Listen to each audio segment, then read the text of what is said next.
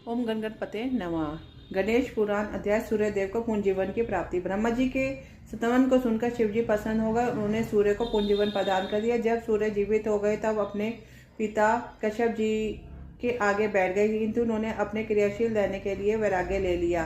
वह बोले, अब मैं समस्त विषयों को त्याग कर केवल भगवान जनार्दन का ही भजन करूंगा, क्योंकि वह समस्त विश्व नाशवान है। इस तुच्छ नश्वर और अकथित संसार के हित में सतत गतिमान रहते हुए परिक्रम करना व्यर्थ है।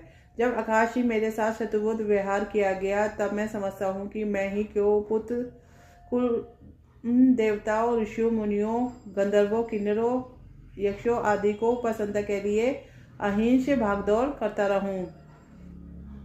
अब सभी देवताओं के निवेदन करने पर ब्रह्मा जी ने सूर्य को समझाया, वस्तु संसार में जो उत्पन्न हुआ है, प्रकट हुआ है, उसे अपने अपने कर्म को करना होता है। वस्तुत संसार कर्म क्षेत्र है, यहाँ कर्म को ही महिमा है। जो प्राणी अपने वह कर्म को त्याग देता है, वह कर्म से वधित हुआ अत्यंत दुख भोगता है। अतः हे दिनकर, हे अशुभ मालिन, तुम अपने कर्म पे पूर्वत लग जाओ, तुम्हारा इसी में कल्याण निहित है। सूर्य ने अपने हाथ छोड़ दिया। वह लौकिक की दृष्टि से पूर्ण गतिमान होने को प्रस्तुत हुए। तभी ब्रह्मा जी ने कहा, वत्स भगवान शंकर समस्त कारणों से के कारण लोगों के स्वामी तथा रन के प्रलय किया करते हैं। इस सर्वोच्च प्रभु की स्तुति प्रणाम आदि में प्रसन्न करके हो अपने कर्तव्य कर्म में लगो।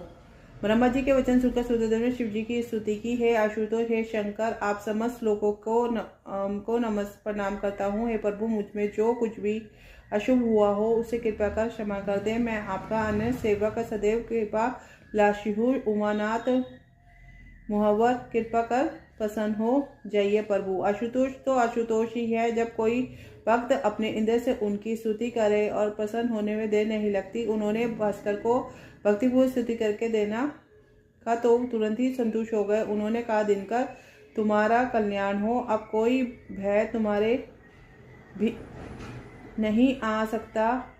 जाओ, लोकहित के निमित्त अपने कर्म में पूर्वत लग जाओ। शिव जी की आदेश मिलने पर सूर्य ने उनको साष्टांग प्रणाम किया और परिक्रमा करके अपने गतिशील रथ पर जा बैठे। उनके बैठते ही रथ चल पड़ा और विश्व का पद गहन अंधकार धीरे धीरे प्रकाश के रूप में चलने लगा। तो इसी के साथ यह अध्याय पूर्ण होता है। ओम गणपते नमः।